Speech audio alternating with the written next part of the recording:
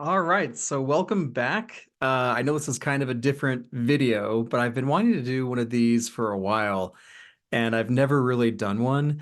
And so, anyway, thanks for watching. So, I wanted to spend some time today and look back on the year 2023 and talk about some of my favorite cars. That'll be the emphasis. I also will bring up some honorable mentions and some surprising cars, and maybe even a few that have maybe left a little bit wanting. But over the course of the year, I've driven dozens and dozens of cars. And so if you've watched my channel before, you've seen some of these reviews. A lot of my content, though, is actually written content. And I write for primarily for a place called KSL.com. And KSL.com is a pretty massive news site, but also a classified site here in the Western United States, especially for Utah, Idaho, some in Arizona, Nevada, Colorado. And it's huge. Their domain authority is massive. They have over 1 billion unique site visits a year. And even KSL Cars, which is primarily a classified site, also has like a ton, I think about 1 billion visits as well a year. So pretty big. And on the KSL.com website, on the right-hand side under cars, there's a resources tab. And that's where a lot of my written content goes. Most of it in the form of reviews, which are really fun. And I'm very grateful for all the manufacturers that have allowed me in their cars this year. And my wife also does a significant part of the writing for KSL.com, as well as other sites like A Girl's Guide to Cars and US News. And she's even a better writer than I am. And it's really cool to see a lot of her stuff up there. But I've been a car fanatic since I was just like a little kid, and I've had the great privilege of owning a lot of my kind of dream cars, and including a 1981 DeLorean DMC 12 that I partially restored, which was pretty cool. And anyway, that passion's gone, pretty deep for me since I was, like I said, just a little boy. And I'll probably do some other videos leading into 2024 and throughout 2024, just about some of those, you know, cars that have been on like my dream list that I've either owned or wanted to own. But for this video, I wanted to focus on, again, some of my favorite cars of 2023 that I drove. And reviewed, specifically ones that I reviewed, and also, some cars that maybe I would like to call honorable mentions, and then also some that are maybe some more surprising cars, and also some that left some things wanting. So, with that said, let's just start right into the list. I only have my list here on my other monitor, so I don't lose track of where I'm at, but I don't have really any other notes, so I'm going to speak kind of off the cuff about them. But the first car on my favorite cars of 2023 may surprise a lot of you, but it's the Nissan Frontier Pro 4X. And this was the second time I've had the Nissan Frontier Pro 4X in my driveway for a week. And I'll just be honest with you guys, like I love that car. Nah, I love that truck. There's something like really analog about it. The steering is still hydraulic. The V6 is actually like pretty punchy and pretty quick. It's just really nice to drive. And Nissan's zero gravity seats in that truck are amazing. And it rides really well. The Bilstein shocks that are in it are excellent. And I mean, everybody loves, the new Tacoma's coming out, but everybody loves the Tacoma. And the Tacoma's cool, don't get me wrong. But the new Nissan Frontier Pro 4X is awesome. And especially if you can pick one up light used with a few thousand miles on it, they're really great deals too. So I definitely would recommend that. The second car on my list that was one of my favorites of the year was the new Audi RS3. And this thing is small, but it is mighty. This thing is ferocious and it's crazy and it's so much fun. It's loud and I loved it. Like, I honestly would love to own an Audi RS3. It's kind of an insane little car. It's not the most spacious or practical. There's not a lot of interior space, but I think it's a special, special car and it sounds great. It's super fast. And all-wheel drive, obviously, we had it with snow tires on earlier this year, and we had a lot of snow here in Utah. And so uh, it was just a blast to have around in that kind of weather. And it's like such a great year-round daily driver. So yeah, number two on the list. And these are in no particular order. Okay. So Audi RS3. The next one on my favorite of the 10 favorite cars of the year is the Genesis G90. This is their big flagship sedan, meant to compete with, like, a Mercedes S-Class or an Audi A8, BMW 7 Series. And this thing was so good. It came in that matte gray paint. It had like a white interior. And I drove that thing for several hundred miles and absolutely adored it. It's so good to drive. I would say it's like 8/10 of the Mercedes S580 that I had about a year and a half ago. And if you've watched that video, you know how much I love the Mercedes S580. Like, if I had the money to spend on that kind of car, I would buy it without hesitation.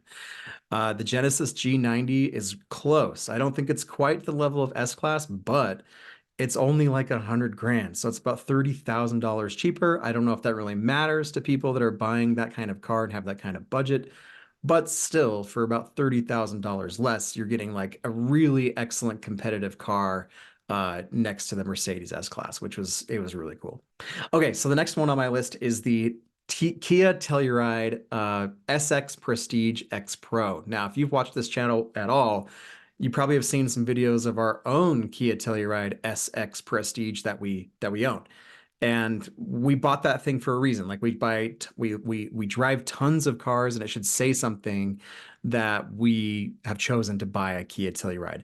Of all the family haulers, that one still we think is the best, and it's definitely the best value. I mean, for 55,000 bucks, fully loaded, you're getting crazy stuff like second row ventilated seats and heated seats, really great materials, excellent driving experience, pretty good fuel economy, especially on the highway. The only thing it really doesn't have is wireless Apple CarPlay. I wish it did. I don't know why Kia and Hyundai aren't doing that, but anyway, like that, the Kia Telluride, if you don't know like what to buy and you need like a 7-seater and you don't want to go full size like a Suburban or something like that, Kia Telluride, that's number one of what I recommend. And then, as you'll see, I'll just mention it now. One of my honorable mentions for this list is the Hyundai Palisade Calligraphy. It's very good. It's a little more pillowy, a little more minivan-like in its ride as compared to the Telluride. But I loved that as well. You really can't go wrong with either one. It's just a matter of styling at that point, and that's kind of subjective. But our personal preference would definitely be the Kia Telluride. And the X Pro is cool because you get a little thicker sidewall tires, and you get a little bit of a small lift, and you don't have to worry so much about, dinging those 20-inch wheels that are standard on the regular SX Prestige X line now, on any potholes. So anyway, Kia Telluride, always love that car. Okay, the next one on my list is actually the Honda CR-V Hybrid Sport Touring. And this one was a really nice surprise. And my wife, when we first started dating, owned one of the first gen Honda CR-Vs. So they've always kind of had a soft spot in our lives. But this one, when it came, was really cool, having them be the new one and hers that we don't own anymore, but there's about 20 years in between them. And what's awesome is that you could still feel a lot of the original CR-V DNA in this, but it's just made all the much better because of that hybrid powertrain, which gives you really pretty great power. It's fun to drive, and it's is super efficient. I mean, you get really great gas mileage. And on top of that, the seats are excellent. It's pretty luxurious. There's space for easily 4 adults, maybe even 5, and lots of cargo room. It's just like an excellent daily driver, compact, fairly compact, crossover. It would definitely put it on your short list if you're thinking about, just picking one of these up. Where there's so many compact crossovers now, this one definitely stands out, and it's worth considering. Okay, so my next one, and this is probably one of the best cars I've ever driven, period. It's the Mercedes-Benz AMG GLE 63, and it's insane. Like, that car is, I think, like perfect. Like, if you just want a car that can do it all and is everything, the Mercedes AMG GLE 63 is So good. I mean, it's so luxurious. It drives so well. It's so comfortable. It's so fast. You can track it if you want to. It sounds incredible. It's got that turbo V8. I mean, there's tons of space in the second row. There's tons of cargo space. Like it literally checks every box, but it checks it with passion. It checks it with like real like intentionality, and you can feel it. And I love that car. Like if you needed just if you had the budget for like 130, 140 grand, I'd go without the carbon ceramic brakes. You just don't need them and they're really expensive to replace. But get it without that and just be so happy. And really that could be your only car. It's so awesome. The Mercedes AMG GLE 63. Okay, so the next one on the list is an oldie but a goodie, and it's the Lexus LC 500. This car is super underrated, and I can't believe like they don't sell more of these. And I'm honestly kind of surprised they still are selling them because they don't sell very well. But I'm really glad Lexus does. They're super attractive. They still look incredible after all these years. I think they've been out for like 6 or 7 years now.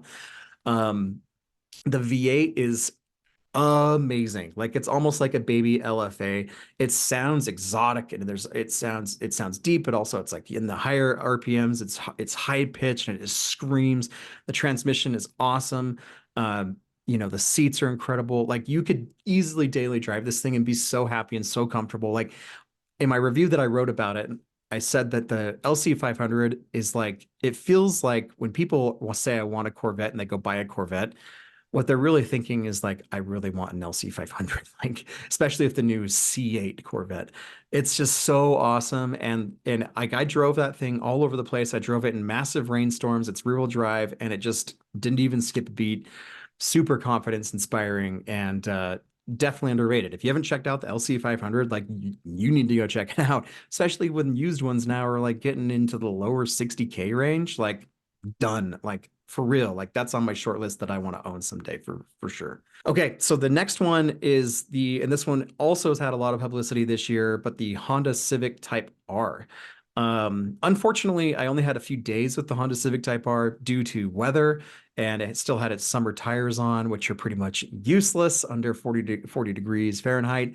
And so the times I was able to take it out though, it was excellent. And that should say something about how good that car is that I didn't have to drive it very much to feel how good and how special it is.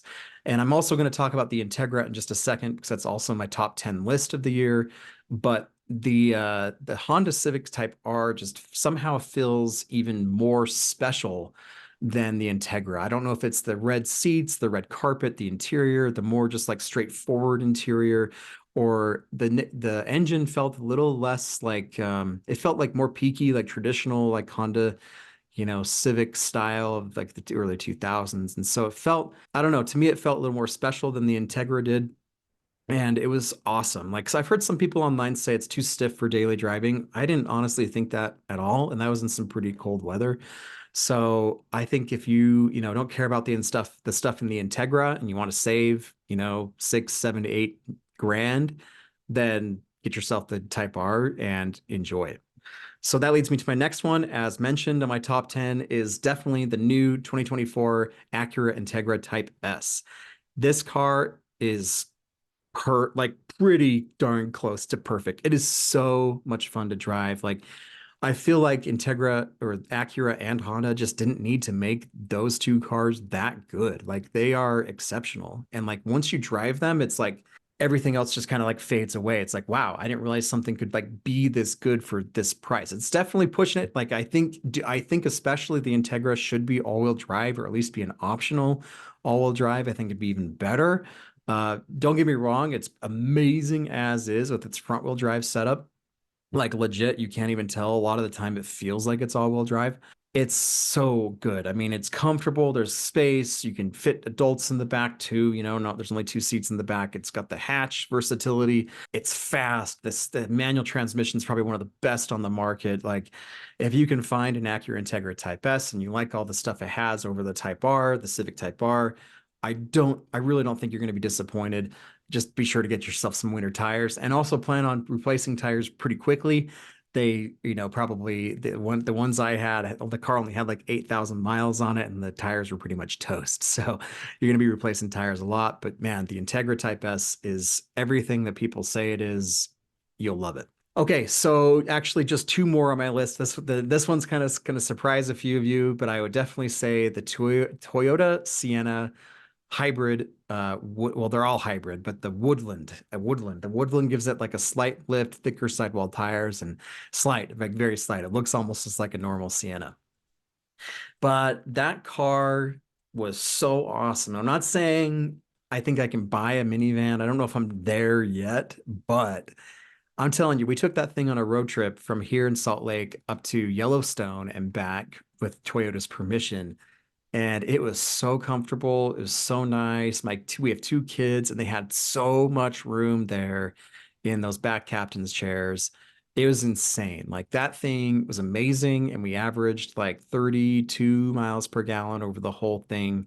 That hybrid motor, I've said it before, and everything that I've driven with Toyota's hybrid motor is amazing. Like it's so, so good.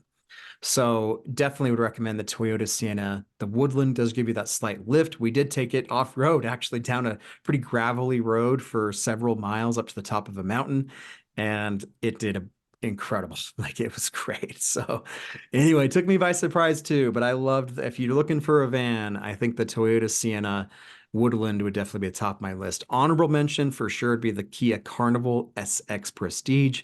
It's also really good. I liked it a lot. I think the Sienna has more space inside.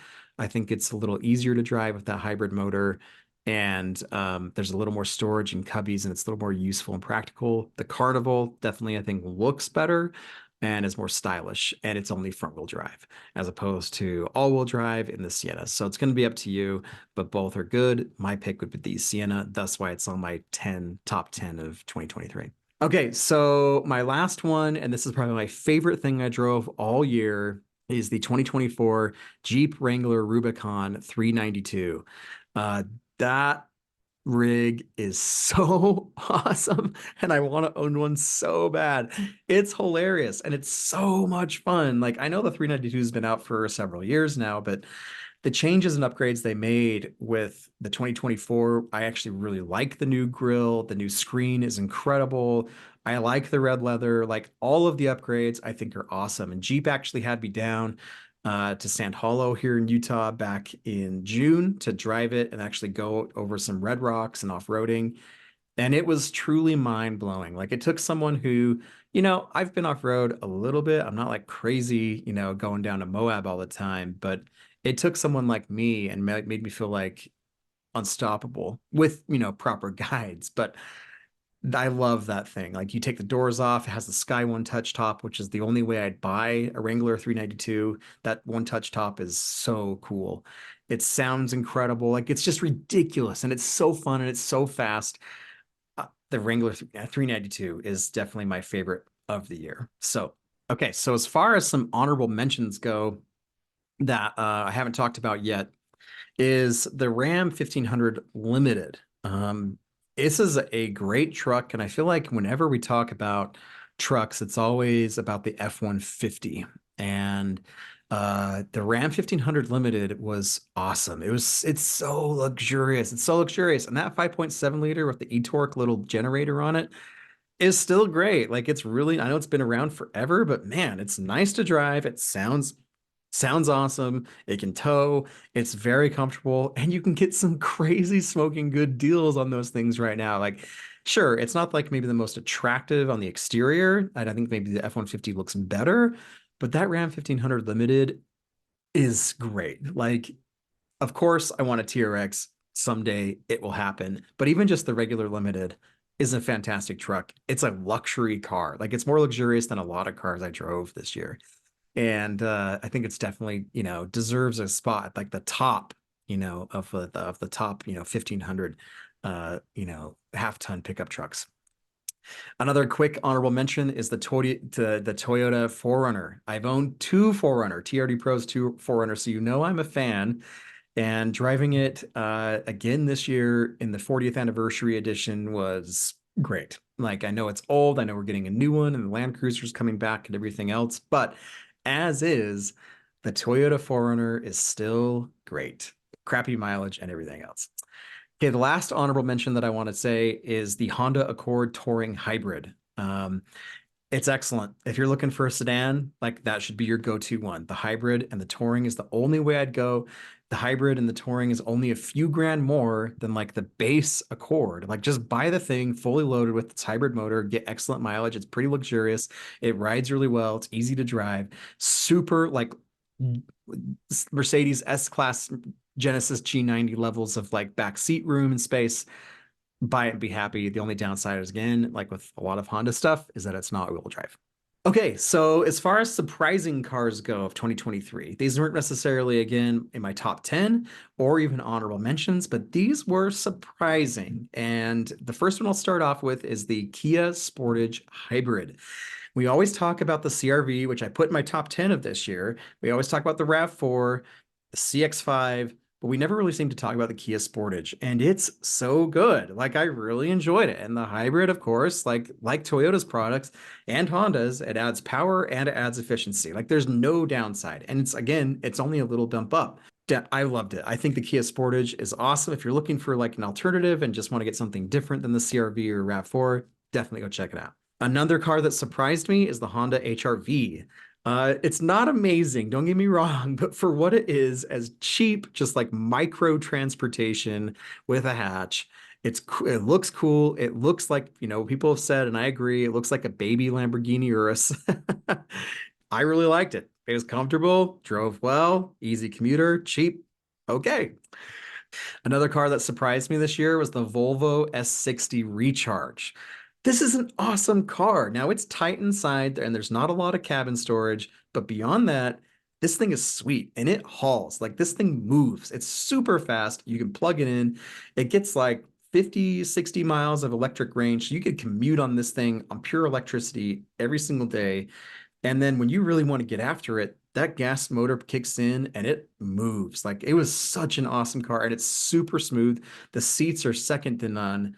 Um, oh man, the heated steering wheel, I'm just remembering, is one of the hottest I've ever felt. It felt so good. So if you're looking for an alternative to like the traditional, like, BMW 3 Series or Mercedes C-Class, S60 Recharge. And, I've had some guys online, comment on my video and say that they're just getting insane fuel economy. They only had to, fill up every like once every month or 2 months. And it's just awesome. I love it. Okay, so another car that really surprised me is the Kia Niro SX. And the Kia Niro is so sweet. It's tiny, it's cheap, and unfortunately only front wheel drive, but that's okay for most places. Just get some winter tires. And as a commuter, it's great. Like the styling, the features, the comfort, the seating position. Really, really enjoyed the Kia Niro. Go check it out. Another car that surprised me was the Nissan Versa SR. The Nissan Versa is ultra cheap. Like it's probably one of the cheapest cars on the market right now, but it's actually like not bad. Like it's pretty comfortable. You get CarPlay, the steering wheel feels good, the materials are pretty decent inside. If you need like new transportation with a warranty and like are looking to spend as little as possible just to get to point A to point B, have like a beater commuter, not like a beater, but like a commuter you can just like beat the miles on is what I mean.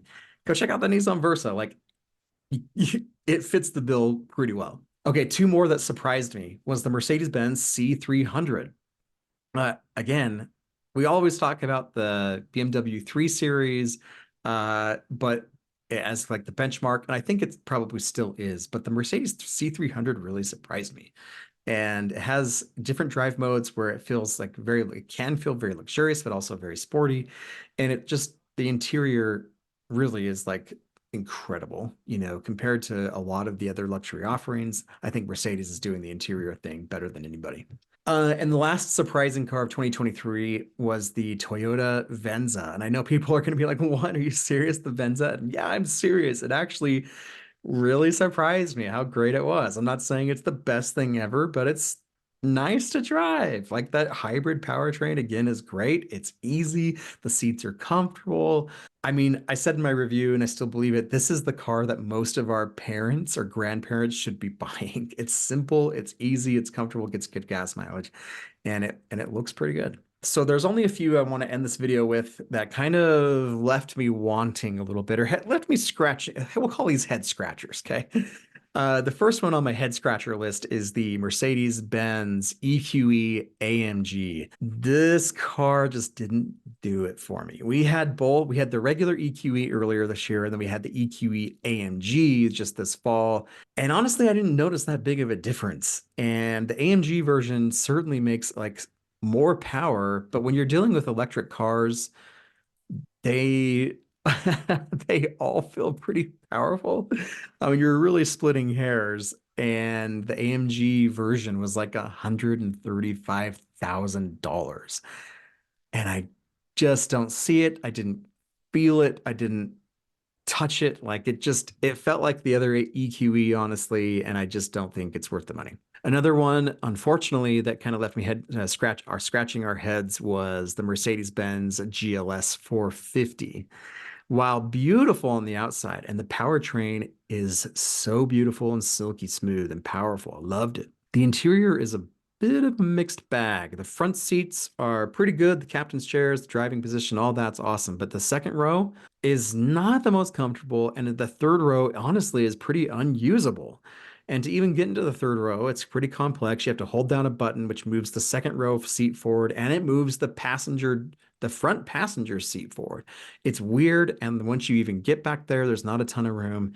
It's truly just more of a four-seater with a lot of cargo space.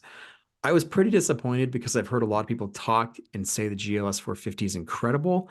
Um, but it just didn't do it for me. Like, honestly, our Kia Telluride, which was almost half the price, had more features than that did, and it was more spacious. Didn't have the power, but it was more spacious and had more features. Two other cars that kind of left me scratching my head was the new Mazda CX-90 plug-in hybrid. I have not driven this CX-90. That's with the straight inline six. The CX-90 plug-in hybrid was not great. Like it just didn't, it was stiff, didn't drive well. The electronics were very glitchy. It wasn't all that spacious. The ride was a little harsh. I know people are saying, "Oh, it's the driver's family car." I didn't. This is coming from an enthusiast. It just didn't work for me. It felt like it just wasn't done yet. Like it felt like, I don't know. It just felt like it came out of the oven too soon. It's not done yet. Like engineers, need to keep working on this thing. Like you feel like you got to push it out, and it could be great, but it's just not there. I look forward to driving the one with the inline six. Okay, my last kind of head scratcher car of 2023 was the Nissan Z Nismo. I have spent a ton of time with the regular Z, and I really like that car. It's awesome. It's fast. The manual transmission is great. The Nismo, and for some people, it's going to be awesome. But the main killer with the Nismo is that it's almost $70,000. And for 70 grand for a two-seat sports coupe, there's so many cars you can buy. There's literally a C8 Corvette with 3,000 miles, 3LT, Magna Ride everything down the street from me for sale for $73,000. It's so, should I get a C8 Corvette or a Nissan Z Nismo, right? Um, there's just a lot of cars you can buy for that money. You can buy the new Mazda, not Mazda, Mustang Dark Horse. You can get a used Shelby GT350. Like it's a bit of a tough sell, especially because the Nismo is very track focused. I found it to be really stiff, really aggressive, even in its like most comfortable settings. The seats, while they look cool, are pretty uncomfortable, especially for daily driving. They're awesome. I mean, they hug you in. Like the Nismo is purpose built to be a track weapon.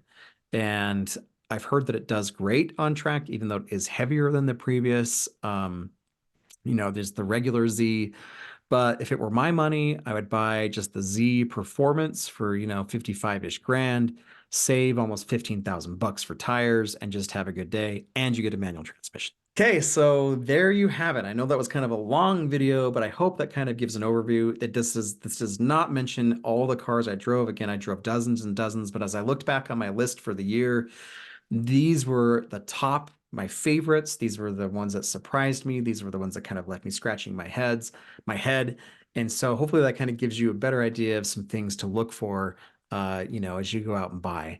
But guys, thanks for watching. I've been doing this channel now for, I think almost, what's it been? 2 years, a year and a half or so. And I still don't really, I'm figuring it out as we go, but it's been a lot of fun. And you can look for more of my car content on KSL.com. You can look for my wife's at KSL.com at a girl's guide to cars and US news. And we love cars around here. So guys, we just appreciate it. And thanks for sharing the channel and subscribing and commenting and all that stuff. We love it and we love cars and we appreciate you. So with that, Happy New Year. We'll talk to you soon.